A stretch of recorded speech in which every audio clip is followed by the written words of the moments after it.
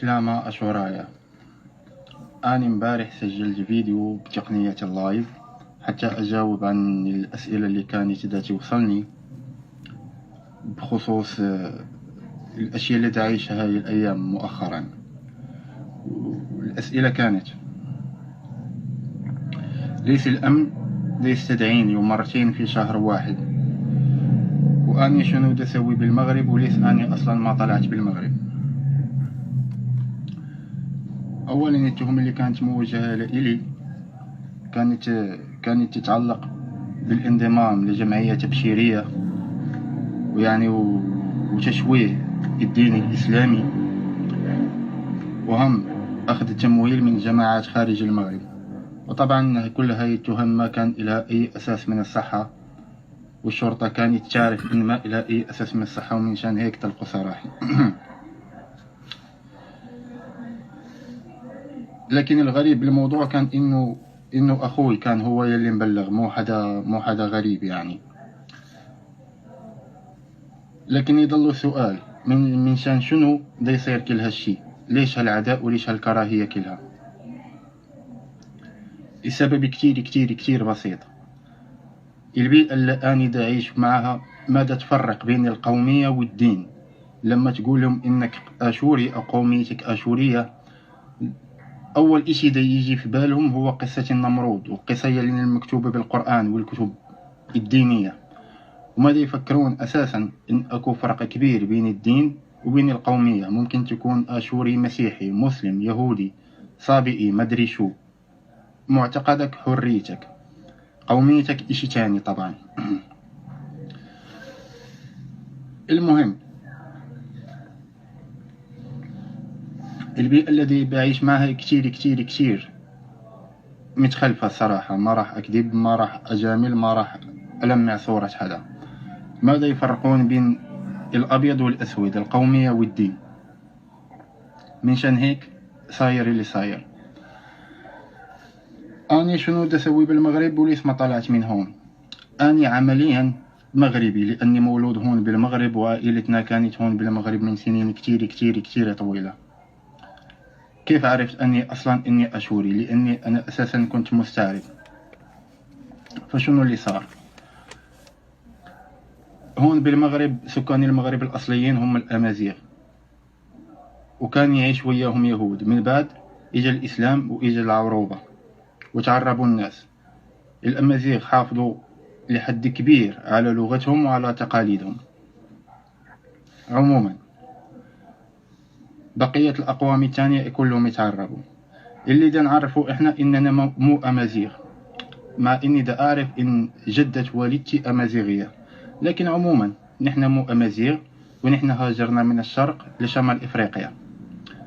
هاجرنا تحديدا من منطقة العراق. وهم عشيرتي كانت تفتخر بأنها ما كانت وثنية قبل ما يجي الإسلام لهون، لأنهم مسلمين هسه، لكن كانوا يفتخرون أنهم ما كانوا وثنيين وأنهم كانوا على دين المسيح. فأني بحثت أكثر عن أصولي اللي يقولون إنها من العراق، وشفت إن تقريبا كل مسيحيين المنطقة هم أشوريين، على اختلاف مذاهبهم وكنائسهم، كلدان سيريان غير هيك. المهم القومية أشوريين. فعرفت إني أشوري. عفوا، عرفت إني أشوري وبحثت أكثر في التاريخ الأشوري والحضارة الأشورية، فوجدت كل شيء يخلي الإنسان يفتخر بأصله الأشوري. كل شيء يخلي الإنسان يفتخر. من شان هيك كان من هالمنطلق كان حبي الأصل الأشوري، وحبيت إني أرجع لأصولي الأشورية وأتعلم لغة وهيك شيء. في الحقيقة أنا كتير انصدمت بالوضع المزري اللي تعيشه الأمة الأشورية هسه، ومن شان هيك حبيت أسوي أي شيء لدافع عن القضية الأشورية العادلة. لما أقول عادلة أقصد أن أي إنسان عادل راح يتعاطف مع القضية الأشورية، لأنهم شعب دي يعيشوا غرباء على أرضهم، والتفاصيل معروفة يعني ما راح أخوض فيها هسه. المهم اتعرفت على كتير أصدقاء أشوريين، وكان منهم ناشطين، وهذا الشيء خلاني أتحول لناشط أشوري. وكانت مهمتي صراحة، لأني كل إنسان لازم يساعد باللي يقدر عليه.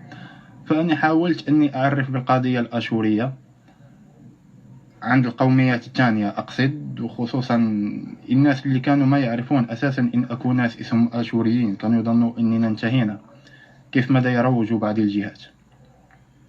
المهم، لما كنت أتكلم عن القضية الآشورية أدافع عن أي شيء، أتكلم عن أي شيء من التاريخ الآشوري المجيد، طبعا هذا كان يزعل كثير ناس.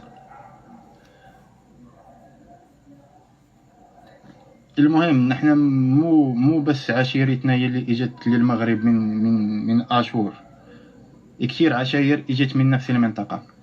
فأنا كنت أحاول أتكلم مع هذوك الناس اللي من عشيرتي ومن العشائر الثانية، وبقول لهم إن نحن أصولنا آشورية وهيك شيء.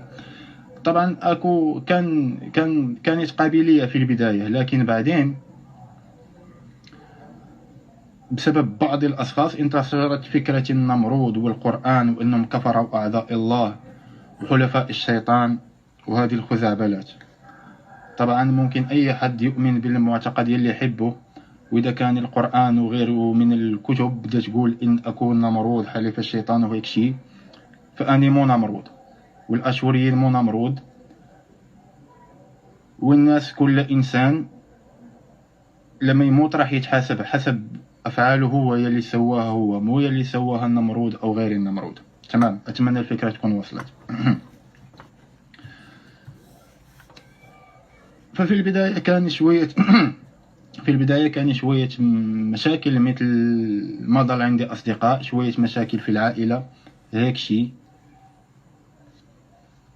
لكن هسه حاليا اتطورت شوي الموضوع، هسه صاروا يقدموا بلاغات ضدي تهم إلى أي أساس من الصحة، وكان ممكن إني أقدم أنا هم بلاغ واتهمهم بالتشهير، لكن لأن المقدم البلاغ كان أخوي فأنا ما حبيت أمشي في هالموضوع. أنا بصراحة ما بدي غير العدالة للقضية الآشورية، وما بدي غير إني أعيش على أرض آشور. أتمنى إن مسألة أني شنو دا أسوي بالمغرب تكون انفهمت، وأني ليش ما طلعت من المغرب تكون هم انفهمت، لأني عن جد بدي أعيش بآشور. لكن أنتم تعرفون هالموضوع كتير صعب، خصوصا إني حامل للجنسية الآشورية، للجنسية المغربية عفوا. هذا كان كل شيء كان بدي أحكيه هسه، بس حتى أجاوب على بعض الأسئلة. طبعا آسف أني حذفت الفيديو اللي نشرته امبارح، لأني قلت فيه بعض المفردات اللي كان ممكن إنها تسبب لي بعض المشاكل القانونية، من شان هيك أنا حذفته وسجلت هذا الفيديو حتى أجاوب عن الأسئلة اللي توصلني. وبالسي مرابا خنواتي على كل شيء، فعلا بالسي مرابا، وأنا كتير فخور بأشوريتي، وأنا أشوريتي نابع من أصولي وهم كتير من الانتماء. وطبعا كتير كتير كتير طبيعي أنه أي إنسان يفتخر بأصل الآشوري. اللي مو طبيعي هو الناس اللي دا يحطوا إيدهم بإيد المحتل ودا يتكلمون عن إقليم كردستاني وهيك إشياء. حتى هذا الموضوع مو مجاله هسه، نتكلم بعدين. المهم، أنا حاولت أني أجاوب عن كل الأسئلة أو أهم الأسئلة اللي كانت توصلني، وأهمهم أنا شنو بدي أسوي بالمغرب، وشو يلي دا يصير معي، والشرطة اللي دا تستدعيني، وبالسي مرحبا خونواتي على كل شيء.